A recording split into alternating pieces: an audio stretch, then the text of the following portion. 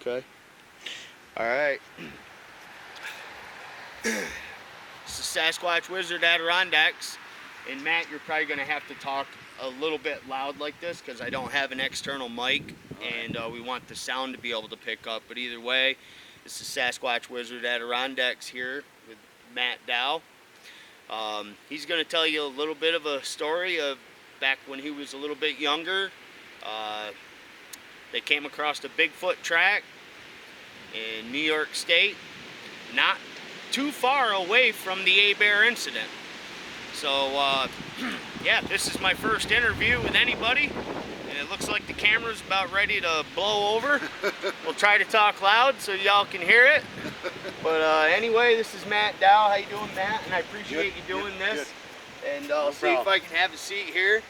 And I know that a while back ago you were telling me that, if I remember correctly, that you and your brother or a family member or such went out over to doing some hunting or you were playing or something. Granville. Okay, and, all right.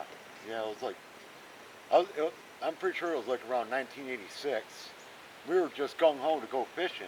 86, wow, that was 2 years after my old man got the Trans Am. That was a while ago. Yeah, it was. Good old days.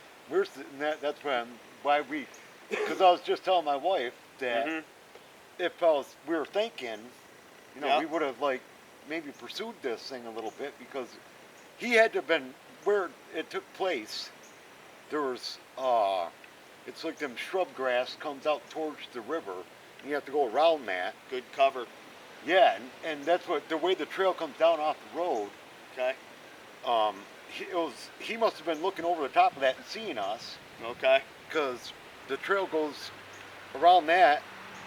When you go around them shrubs, there's a little stream that was coming down because it was raining. I do believe the night before. A little heavy rain. Yeah, and that created a. Now, were you in like in a lowland, marshy area for the most part in the area? Kind of like right there. Okay. And was there like a central waterway, a creek that, you know, basically went through a major creek, or was this just kind of all marshy with some little sub creeks kicking around and stuff? Just marshy. Marshy area, real thick, a lot of ground cover. Yeah. That's like an ideal spot for Sasquatch to hide out, do what he's got to do, and not be seen.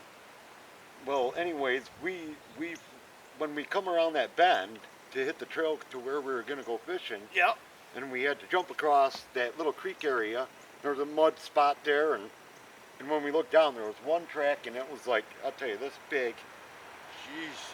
And that's 16. I mean, it was like about that wide. Sure. And it was perfect. I mean, perfect. Toes and all. Yeah, if we were, I mean, we should have called, in all reality, we should have called somebody. Yeah.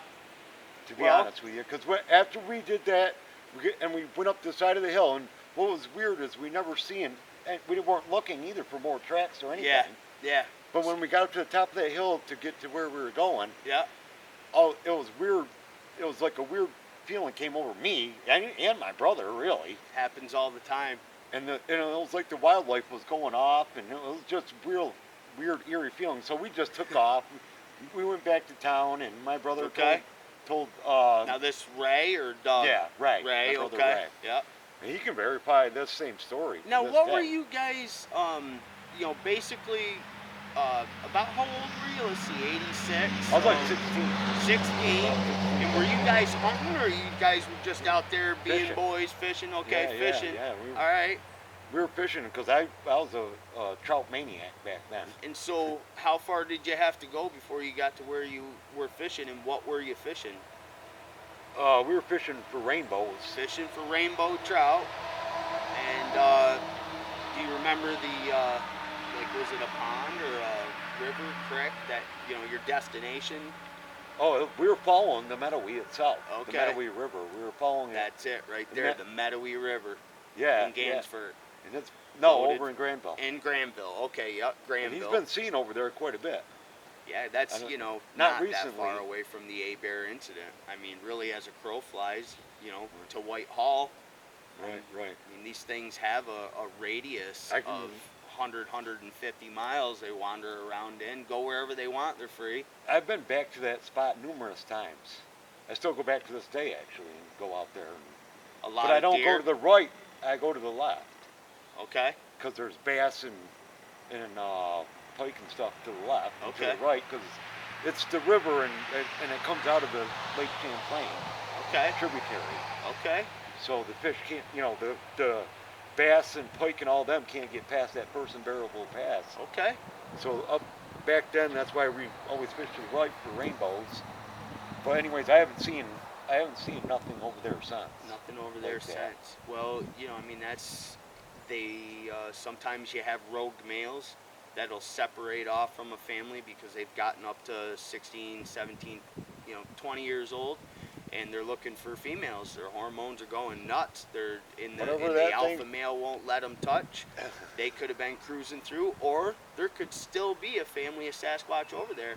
Because even if they are in the area, it isn't very common that people just go out and find tracks all over like deer. So let me ask you, is a lot of deer in that area? Oh, deer? Yeah, there's a lot of deer over there. Plastered with deer, Oh, so they yeah. had a ton of feed. And so you guys, what time of the day was it? It was towards the evening, Witching hour. and it was I do believe it was early spring. Early spring. Yeah. That's interesting. So do you remember, compared to spring right now, whereabouts Actually, you from know what, here? John? I don't believe it was early spring. I think it was like towards the middle of the summer. Towards 'Cause the it was middle of warm. summer, so it was warm. It was warm. Yeah. Okay, yeah. And then you guys, you took off on foot. You got out into that thicket, and you're headed for a creek. And you had to jump the creek. Yeah, and you had to jump a spot to get to the other side to get where you had to get. Yeah, because the way that this the water runoff was going, it was pretty. It was probably like here to the other side of that. So we would jump it and then land in the middle of it, Okay. and then jump across again. But when we jumped and landed there and looked down, we seen that track. It was just the one track because he had apparently took it one stride right across this thing. Holy. It was. That's what I was saying to my wife. I was like, boy, we should have got a hold of somebody Yeah. and pursued, have them go up there and see if they could have found more tracks, or at least, got that casting of that. Well, at 16 years old, and in 1986, the subject was taboo. It wasn't like, you mentioned Bigfoot back then, and people be just like, yeah, you're cuckoo. Right. So, well, actually, Ray, when he went back and told his brother-in-law, yeah, about it, that's what he was saying. Yeah, Ray brought him back there and showed him. And showed him. Yeah, and Clark could actually say to this day. Was that Joey that saw it? Who? The uncle. Who was... No, that was his ex-wife now. Okay. Her brother. Okay. And he got to see it as well. Yep. Clark Diffie. Isn't that something? Boy, I'll tell you, maybe sometime we could take a walk over in that area. 1986, we're talking 40, What a while ago. 35 years ago. What a while ago. 35, we're getting old. Yeah, we are. We're getting old. Well, Matt, I really appreciate it. This is awesome. Yeah. My first interview, the story is awesome. First time I've actually ever told it. Yeah, that's it. Well, I've told it to my friends, Yeah, but I'd like, sure. On a camera. Yeah, well, it's things like this that we need. More encounters, more testimony, that, from people like you. You don't have nothing to lose. You were 16 years old, and when you told me, you weren't trying to be a hot shot or get involved in anything. You just told me that you saw a track. You got family members to back it up. It's real deal. Oh, yeah, definitely. And they are out there. And just trying to figure out what their habits are and where they are is a tough job. I just can't help but to think to myself about that track. I mean, because to this day, it would have been the best track that there ever was with Bigfoot. I was thinking that earlier. I mean, like Jeff Meldrum from Ohio State, wildlife biologist, cryptozoologist, I think, might be messing that up, but he has a track that has dermal ridges on it, and it's, you know, everybody knows about this track. It's a track that everybody awes about because on a Sasquatch track, when you look at our hand and the way the print on our hand goes, and you look at your foot, our print on our hand goes horizontal across the hand and diagonal and such. Sasquatch are linear, up and down. So some people go try to fake a track, and if it's in a substrate that you could really pick up detail in, and there's, you know, they're gonna be able to tell. yeah, you know, if they tried to make a fake track and they Someday, said, well, look at my foot, we'll see if we can make it like mine, and there ain't no doubt about it that whatever Bigfoot is, I mean, this, you know, he's been around a long time, but nobody can seem to find him. He's obviously, there's something. He's the master of hide and seek. It's, you know, they could be one right there in the woods, not saying there is, but there could be one sitting there in the woods, and you know how hard it is when you're in the woods trying to find deer. You're up there, and if they don't move, unless you get an eye blink or something, or an ear twist or a tail flicker, they stand right still. You can't see them. Sasquatch are 10 times more camoed than that, and they can just stay motionless. Something. Little dove over there. All right. Well, you know, the only other thing that I would, you know, hate to leave without asking is I'd like to get a mental picture of this track, because there is a bunch of different types of tracks. There's tracks that have toes going every which way. They have tracks with just 4 toes. So this track, if you remember looking at it, did it have a rather large big toe and kind of square across the top and nice big round padded toes, or was it abnormal at all? No, that's the thing about it. It almost looked like a human footprint. Just a gargantuan human footprint. Yeah. That's amazing. Yeah. And there definitely ain't nobody out there with a 7-inch wide, back 16-inch then I wasn't foot. really thinking, you know, about, you know, the toe lengths and all that stuff either. Yeah. But I mean, it was a very nice track. It would have been amazing, being that a lot of the family members do drywall, or somebody would have ran out there and mixed up some Durbon and thrown it in there. Yeah.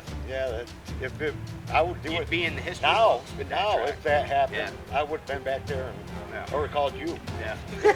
I would gladly go out and check it out. Would. Well, Matt, I really appreciate it, huh? Much appreciated. And I know you and your wife want to take a run up into that area. I haven't grown the gonads big enough to go back into when they were throwing rocks and sticks at me and everything. But we'll get on up in there, get set up. I'll make sure everything's all good and safe, and we'll sit and see if we can get rustled up, huh? All right, thanks again, Matt. Much appreciated, buddy. Peace out. Later. Sasquatch Wizard, waving my magic wand.